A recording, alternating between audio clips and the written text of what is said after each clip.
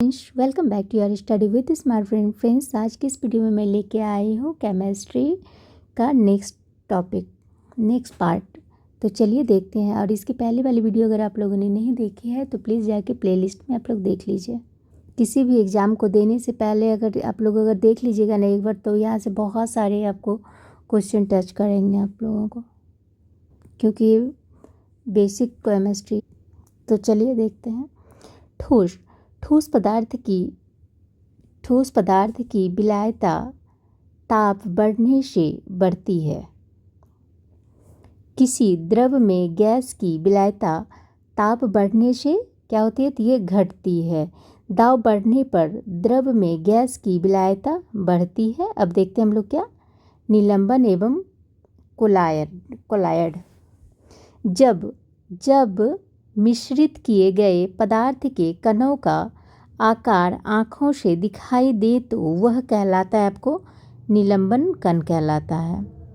समांगी एवं विषमांगी मिश्रणों के बीच के गुण वाला मिश्रण के विलयन जिसके समांगी एवं विषमांगी मिश्रणों के बीच के गुण वाला मिश्रण के विलयन जिसके कणों को नग्न आँखों से नहीं देखा जा सकता कहलाता है आपको कोलाइडी विलयन। मटमैला जल, गेंद, स्याही, दूध, रक्त उदाहरण है किस चीज़ का? तो ये हो गया आपको कोलाइडी विलयन का। निलंबन कणों का आकार होता है 10⁻² और 10⁻⁴। कोलाइडी कणों का आकार होता है 10⁻⁵ -5 और 10⁻⁻7। पायस कोलाइडी होता है किसमें? तो द्रव में द्रव का। दूध कोल्ड ड्रिंक होता है क्या? तो ये हो गया आपको पायस। अब देखते हैं क्या, तत्वों का वर्गीकरण। तत्वों का सबसे पहले वर्गीकरण किया था किसने? तो ये किया था आपको डोबरेनर ने किया था। तत्वों के वर्गीकरण से संबंधित त्रिक के नियम का प्रतिपादन किया था किसने? डोबरेनर ने किया था। तत्वों के वर्गीकरण से संबंधित अष्टक नियम को प्रतिपादित किया था न्यूलैंड्स ने। आवर्त सारणी के रूप में सर्वप्रथम तत्वों का वर्गीकरण किसने किया था? तो ये किया था आपको मेंडलीफ ने किया था। सर्वप्रथम आवर्त सारणी का खोज किया था मेंडलीफ ने किया था 1869 में। अब हम लोग देखते हैं आवर्त सारणी के बारे में। आवर्त सारणी आवर्त नियम दिया था किसने? तो ये मेंडलीफ ने दिया था। मेंडलीफ के आवर्त नियम के अनुसार तत्वों का भौतिक एवं रासायनिक गुण उनके परमाणु भारों के आवर्त फलन होते हैं। आधुनिक आवर्त सारणी को प्रस्तुत किया था किसने? तो ये दिया था आपको मोशले ने। मेंडलीफ के आवर्त सारणी में तत्वों के वर्गीकरण का आधार क्या था? तो ये हो गया आपको परमाणु द्रव्यमान। आधुनिक आवर्त सारणी में तत्वों के वर्गीकरण का आधार क्या है? तो ये हो गया आपको परमाणु संख्या। आवर्त सारणी के उद्ग्रह तथा क्षैतिज स्तंभों को कहते हैं क्रमशः वर्ग, ग्रुप तथा आवर्त। मेंडलीफ आवर्त सारणी में वर्गों तथा आवर्तों की संख्या कितनी थी? तो हो गया क्रमशः 9 तथा 7। आधुनिक आवर्त सारणी में वर्गों तथा आवर्तों की कुल संख्या होगी क्रमशः 18 तथा 7। आधुनिक आवर्त सारणी में तत्वों को व्यवस्थित किया गया है बढ़ते हुए परमाणु संख्या में। आवर्त सारणी में कुल तत्वों की संख्या होगी आपको 118। आवर्त सारणी में धातुओं की संख्या होगी आपको 91। आवर्त सारणी में अधातुओं की संख्या हो गई 27। आवर्त सारणी में गैसों की कुल संख्या हो गई 11। आवर्त सारणी में सर्वाधिक गैस वाला वर्ग है? शून्य वर्ग या 18 वर्ग? उत्कृष्ट गैसों को आवर्त सारणी में किस वर्ग में रखा गया है? तो ये 18वां वर्ग में रखा गया है। अब नेक्स्ट क्या है? आवर्त सारणी का पहला तत्व हो गया आपको हाइड्रोजन। आवर्त सारणी में अधातुओं को किस ओर स्थान दिया गया है? तो ये हो गया आपको दाहिनी ओर दिया गया है। आवर्त सारणी को कितने ब्लॉकों में बांटा गया है? तो ये 4 ब्लॉकों में बांटा गया है। अक्रिय गैस हीलियम किस ब्लॉक का सदस्य है? तो ये हो गया आपको एस ब्लॉक का सदस्य है। हीलियम को छोड़कर सभी अक्रिय गैस किस ब्लॉक के सदस्य हैं? तो ये हो गया आपको पी ब्लॉक के सदस्य हैं। किस वर्ग के तत्वों को मुद्रा धातु कहते हैं? तो ये आपको बी वर्ग को कहते हैं, वर्ग बी को कहते हैं। किस वर्ग के तत्वों की इलेक्ट्रॉन बंधुता उच्च होती है? तो ये हो गया आपको वर्ग 7। सबसे अधिक इलेक्ट्रॉन बंधुता होती है किसमें? क्लोरीन की होती है। प्रत्येक आवर्त का पहला सदस्य होता है आपको एक क्षार धातु।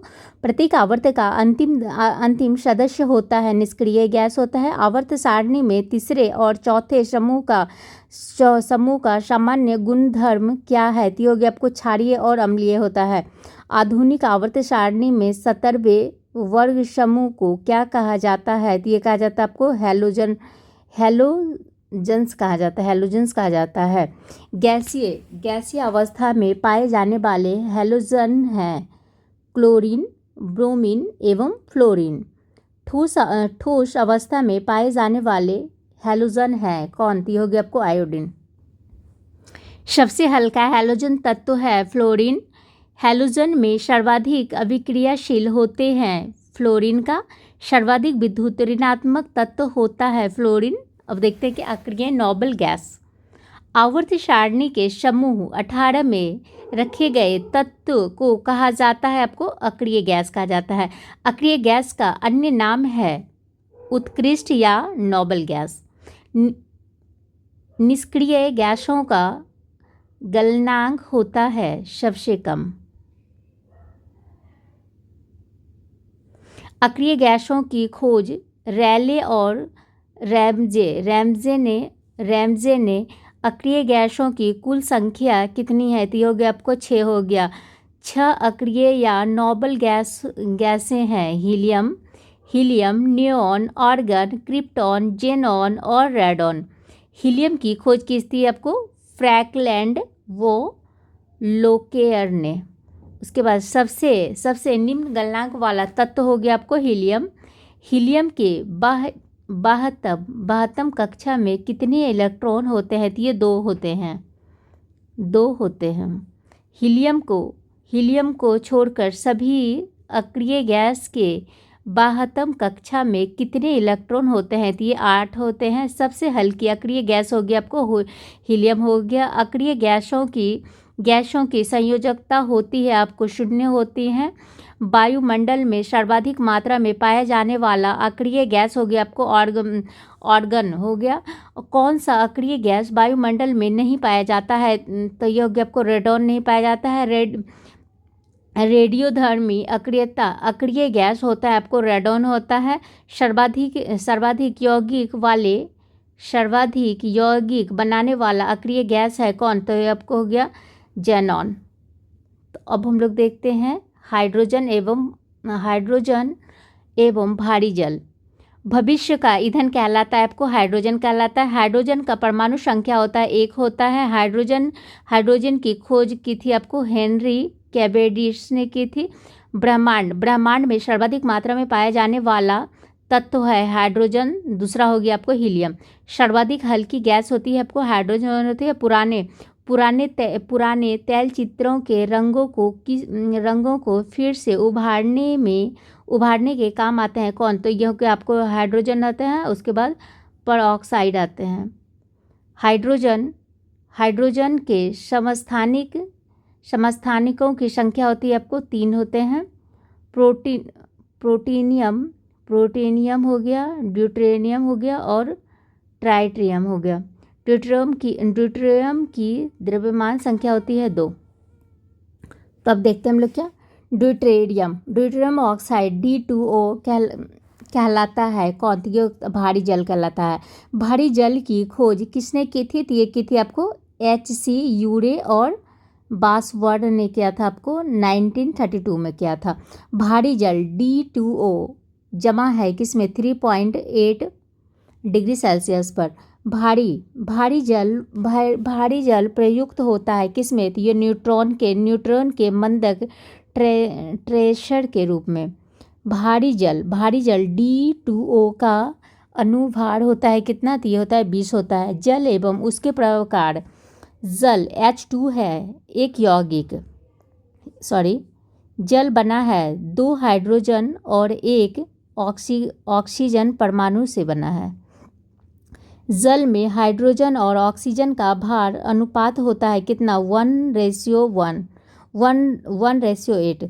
जल में हाइड्रोजन और ऑक्सीजन का आयतन अनुपात होता है आपको 2:1 होता है। सर्वाधिक विलायक कहलाता है जल कहलाता है। शुद्ध जल का क्वथनांक होता है 100 डिग्री सेल्सियस होता है। शुद्ध जल का द्रव्यमान होता है 0 डिग्री सेल्सियस होता है। जल का शुद्ध रूप होता है आपको वर्षा का जल होता है। शुद्ध जल का pH मान होता है 7.0 होता है। जल 2 प्रकार का होता है, ठोस और मृदु। साबुन के साथ झाग उत्पन्न नहीं करता है कौन, तो कठोर जल नहीं करता है। साबुन के साथ झाग उत्पन्न करता है मृदु जल करता है। जल की अस्थायी कठोरता का कारण है कौन, तो उसमें कैल्शियम एवं मैग्नीशियम के बाइकार्बोनेट का घुले रहना। जल में स्थानीय कठोरता का कारण है कैल्शियम और मैग्नीशियम के क्लोराइड तथा सल्फेट का घुले रहना। जल की स्थायी तथा अस्थायी कठोरता दूर हो जाती है कैसे, तो जल में सोडियम कार्बोनेट डालकर उबालने से। जल की स्थायी कठोरता दूर करने के लिए सर्वाधिक उपयुक्त है कौन सा, तो होगी आपको पोटेशियम क्लोराइड। अब हम लोग देखते हैं प्रमुख गैसों एवं उनकी प्रकृति। भोपाल गैस त्रासदी में किस गैस का रिसाव हुआ था, तो ये मिथाइल अल्कोहल का हुआ था। इसका सूत्र हो गया CH3NCO। भोपाल गैस त्रासदी हुई थी 3 दिसंबर 1984 को हुआ था यूनियन कार्बाइड कंपनी में। भोपाल गैस त्रासदी का जिम्मेदार किसे माना जाता है, तो ये माना जाता है आपको वारेन एडरसन को। आशु गैस कहलाता है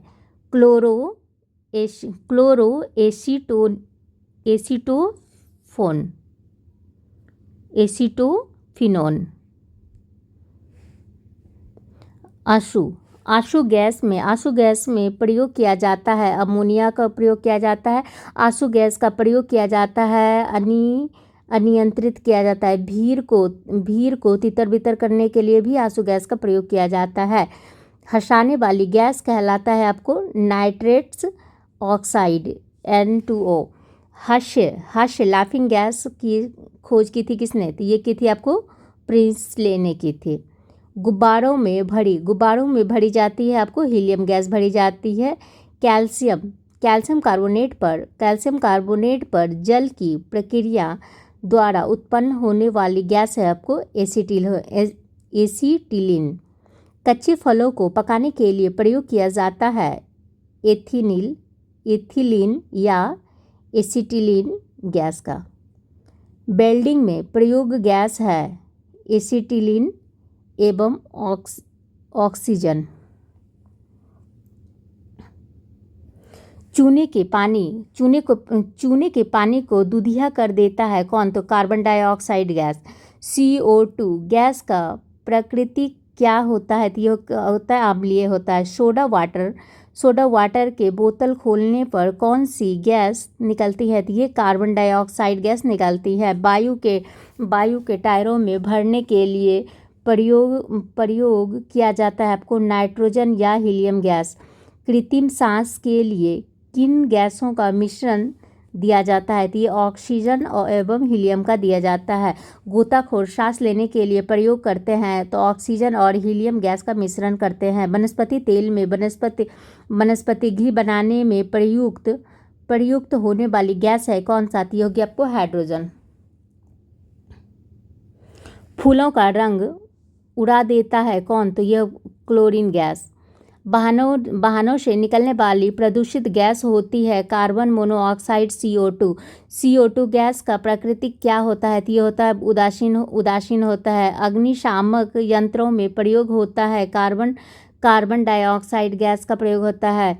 ग्लोबल वार्मिंग के लिए उत्तरदायी गैस हैं तो कार्बन डाइऑक्साइड CO2 होते हैं।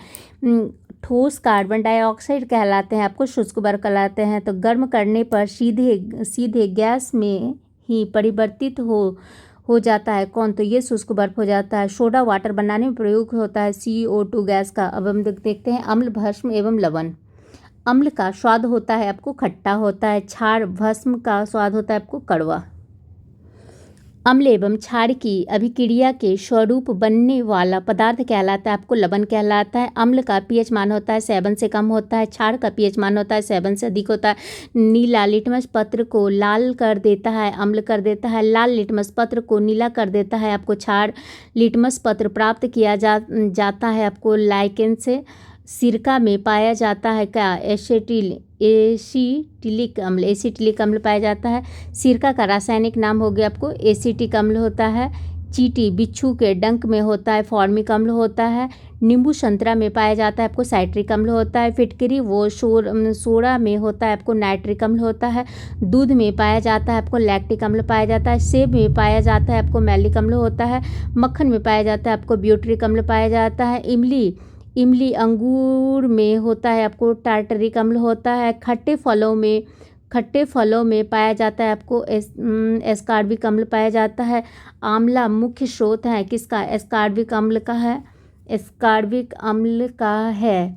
रसायन उद्योग में तेजाब के रूप में जाना जाता है सल्फ्यूरिक अम्ल H2SO4 अम्लों का राजा है सल्फ्यूरिक अम्ल होता है। उसके बाद फोटोग्राफी कपड़े पर से जंग के दाग तथा स्याही के धब्बे को हटाने के लिए प्रयोग किया जाता है। ऑक्जेलिक अम्ल का प्रयोग किया जाता है। मांसपेशियों में किस अम्ल के एकत्रित होने पर थकावट महसूस होती है? तो ये लैक्टिक अम्ल का।